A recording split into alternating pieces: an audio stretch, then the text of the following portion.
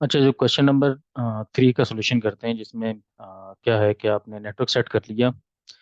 तो network set करने के बाद अब आपने क्या करना है, सेंट्रल रिपोजिटरी सेट करना है। सेंट्रल रिपोजिटरी का मतलब ये है कि अ, अगर आपको कोई सॉफ्टवेयर इंस्टॉल करना पड़ जाए, जैसे आगे क्वेश्चन आएगा जिसमें हम इंस्टॉल करेंगे अपाची सर्वर को, या कोई और इंस्टॉलेशन करनी पड़ती है, तो उसके लिए सॉफ्टवेयर तो आपके सिस्टम में नहीं पड़े हुए, तो किसी रिमोट लोकेशन में पड़े हुए हैं, तो उस रिमोट लोकेशन को अपने सिस्टम में सेट करने के लिए उसे रेड हैट के कॉन्सेप्ट को हम कहते हैं रिपोजिटरी सेट करना। अब जैसे इसमें लिखा हुआ है क्रिएट रिपोजिटरी ऑन नोड 1, वो जिस नोड पे कहेगा कि रिपोजिटरी सेट करो, क्योंकि होगा नोड, दो नोड होंगे उसमें, एक नोड 1 होगी, नोड 2 होगी। कुछ क्वेश्चंस आप नोड 1 पे करेंगे, कुछ क्वेश्चंस आप नोड 2 पे करेंगे। तो हो सकता है कि अगर उसने नोड 1 का कहा है तो नोड 2 में आपको किसी भी किस्म की इंस्टॉलेशन करने की जरूरत ही ना पड़े, इसलिए उसने नोड 2 कहा ही नहीं होगा। हो सकता है उसने नोड 2 का कहा हो कि इसमें इंस्टॉलेशन करो या इस पे रिपोजिटरी सेट करो, तो जिस होस्ट का कहे, अगर दोनों का कहता है तो दोनों पे करना है, अगर एक का कहता है तो एक पे करना है, ये अपना याद रखिएगा। तो अब हम अज्यूम करते हैं कि हमने as per the last question, जैसे कि हमने कंट्रोलर मशीन पे एसएसएच की एक्सेस ले लेनी है। तो मैं इस सिस्टम पे जाता हूँ और यहाँ पे आईपी ऑलरेडी खुले हुए हैं 192.168.31.129। तो मैं इसका टर्मिनल खोलता हूँ। Sorry, I F config. तो ऑलरेडी मैं इस सिस्टम पे हूँ। मैं एक दफ़ा एग्जिट कर लेता हूँ, फिर देखें कनेक्शन मेरा क्लोज हुआ और मैं दोबारा इसकी एक्सेस ले लेता हूँ। तो इस क्वेश्चन का सिंपल सा जवाब है, आप करेंगे ये कि cd/etc yum.repos.d, यहाँ पे जाएंगे और यहाँ पे एक फाइल बना लेंगे vim, जैसे आप बना लेंगे ex200.repo। आप कोई भी नाम बना लो, लोकल बना लो, exam.repo बना लो, या बस डॉट रेपो लगाना आपने। ये खोला, यहाँ पे आप क्या करें, सपोर्ट में चले जाएं, यहाँ पे ऐप अंडरस्कोर स्ट्रीम, जो भी नाम देना चाहते हैं दे दे, उससे कोई फर्क नहीं पड़ता। और नेम इज इक्वल टू, ये भी लिख दें आप, चाहे सिंगल कोट में लिख दें चाहे डबल कोट में लिख दें, इट्स अप टू यू। इसको भी ऐप अंडरस्कोर स्ट्रीम लिख देते हैं। बट ये याद रखिएगा कि जिस पे काम हो रहा है आपने वो करना है। आगे बेस यूआरएल। अब ये मैं जो आपको चीज़ बता रहा था ना, देखें बेस यूआरएल यहाँ पे, जैसे मिसाल के तौर पे ऐप स्ट्रीम को मैं कॉपी करता हूँ, यहाँ पेस्ट कर देता हूँ। अगर आप इस वीएम को एक्सेस करते, यहाँ पे लिखते /etc और etc में जाके yum.repos.d, और यहाँ पे फाइल बना लेते test.repo, जैसे मिसाल के तौर पे। अब यहाँ पे अगर वो पेस्ट करेंगे तो पेस्ट तो नहीं हो रहा इधर, शिफ्ट इंसर्ट का बटन होता है, उसे भी बस पेस्ट नहीं होना। तो यहाँ पे पेस्ट नहीं होगा, आपको लिखना पड़ेगा। लिखना क्या पड़ेगा, मिसाल के तौर पे आप यहाँ पे गए, सॉरी, जैसे मिसाल के तौर पे आपने यहाँ लिखा repo 1, यहाँ पे नेम टेस्ट, और यहाँ पे बेस यूआरएल। अब आपको वो जो लंबा पाथ उसने बताया होगा, http// जैसे एग्जाम डॉट या redhat.example.com, ऐसे लिखना पड़ेगा आपको।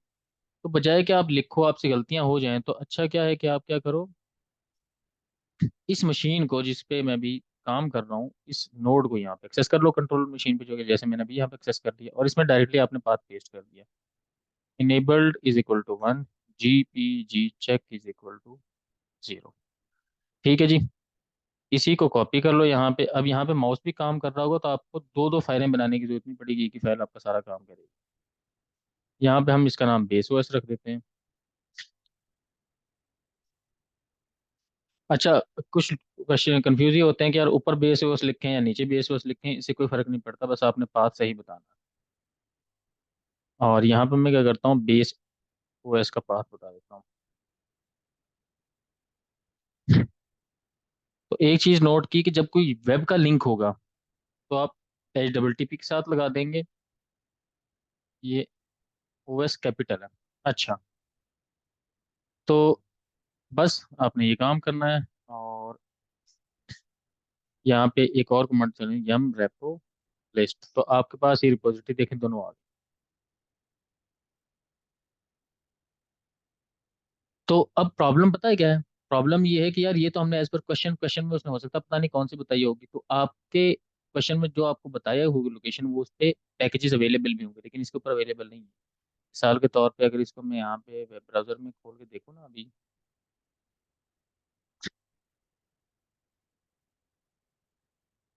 जैसे ये मैं खोल के देखता हूँ तो ये मेरे पास नहीं खुलेगा, क्योंकि ये पाथ एग्जिस्ट ही नहीं करता। ये तो एग्जाम में एग्जिस्ट करता होगा, एग्जाम के हवाले से उसने बताया हुआ है। तो हम क्या करते हैं, रिपोजिटरी आपको कॉन्फ़िगर करना आ गई, ऐसे ही करना है बस आपने, और ये हम रेपोजिटरी लिखा। अब लेट से कोई सॉफ्टवेयर इंस्टॉल करना चाहते हैं आप, जैसे मैं कहता हूँ कि यार मैं इंस्टॉल कर लेता हूँ, इंस्टॉल HTTP स्टार। तो ये कहेगा कि यार ये जो लोकेशन आपने बताई यहाँ पे मुझे पैकेज नहीं मिल रहा, मैं इसे रिजॉल्व नहीं कर पा रहा। अच्छा, तो हम क्या करते हैं, अपने लोकल सिस्टम के अंदर ही सेट कर लेते हैं रिपोजिटरी को। तो कैसे सेट करेंगे हम क्या करते हैं, हमारी जो डीवीडी होती है ना, ये जो लगी होती है, ये वाली डीवीडी यहाँ, ये इसको करते हैं कनेक्ट।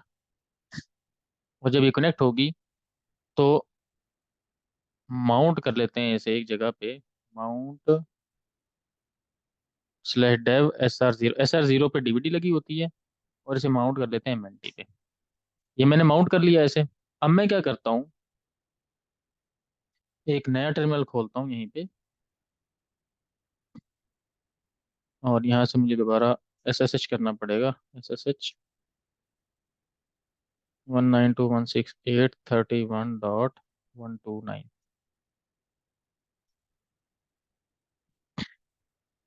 रूट भी साथ लगा लो।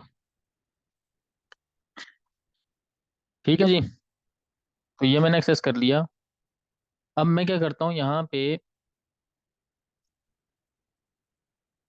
CD/MNT में जाता हूँ, तो यहाँ पे देखें कि मेरी डीवीडी आ गई है।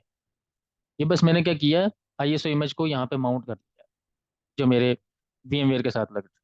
एग्जाम के अंदर ऐसा कुछ भी नहीं करना है। एग्जाम के अंदर जो जहां तक मैंने बताया बस वही क्वेश्चन का जवाब है, लेकिन चूंकि हमारे पास ये पाथ एग्जिस्ट नहीं करता अभी, ये अवेलेबल नहीं है, इसलिए हमारे पास एक शॉर्टकट मेथड है कि हम अपने ऑपरेटिंग सिस्टम में ही कहीं एक उसी को रिपोजिटरी सर्वर डिक्लेयर कर दें कि हमारा रिपोजिटरी सर्वर यही यहीं पे पड़ा है, जस्ट आपको दिखाने के लिए। तो ये मैंने माउंट कर लिया। अब मैं क्या करूंगा, उसी फाइल को दोबारा खोलूंगा जो हमने ये वाली फाइल खोली हुई थी। अब यहाँ पे बजाय कि मैं पाथ बताऊं वेब का, मैं अपने लोकल सिस्टम को बता देता हूँ, जैसे ये वाला पाथ है।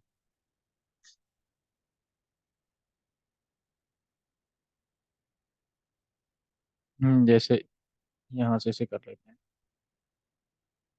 ये, और इसे कर लेते हैं यहाँ से।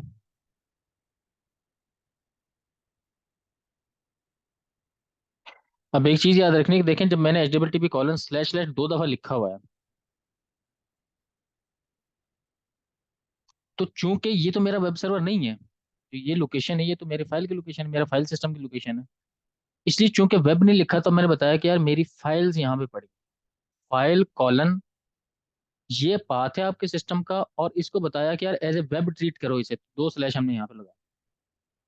इसी तरीके से हम यहाँ पे भी लिखेंगे फाइल और // तो अब हम इसे करते हैं बंद, या हम रेप्लेस दोबारा करते हैं। ये आ गया।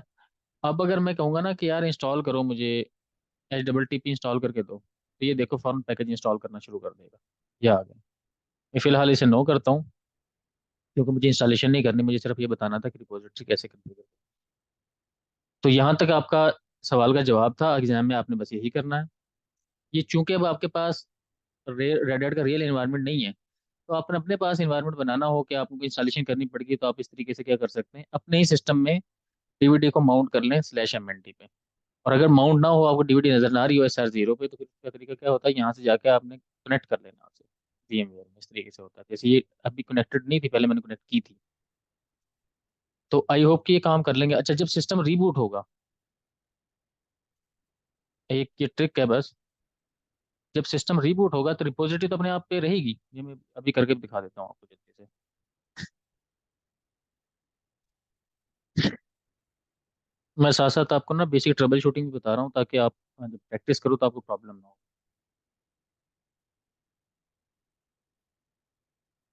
ये मैं रूट पे गया और मैंने इसका पासवर्ड लिखा, अब देखें, मैं अब लिखूंगा ना यम इंस्टॉल HTTP स्टार, और मैं कहता हूँ यस। तो देखो वो कह रहा है error opening MNT app steam. क्यों नहीं मिल रहा है इसे? क्योंकि CD/MNT पे आप जाएंगे तो यहाँ पे कुछ भी नहीं पड़ा हुआ। क्यों नहीं पड़ा हुआ? क्योंकि हमने जो माउंटिंग की थी वो टेम्परेरी थी। जब सिस्टम रिबूट हुआ तो उसने परमानेंट माउंट करने के लिए हम ATC-FS टैब में एंट्री करते, तो हमने ATC-FS टैब में एंट्री नहीं थी की हुई, इसलिए परमानेंट माउंट नहीं हुआ वो।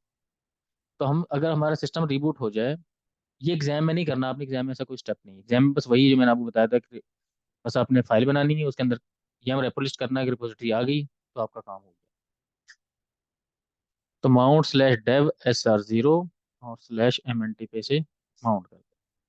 अब जब मैं कमांड चलाऊंगा तो ये देखें कि अब मैं इंस्टॉल करूंगा तो इंस्टॉल होगा। फिलहाल मैं इंस्टॉल नहीं करना चाहता, तो इसलिए मैं इसे क्लियर कर देता हूँ।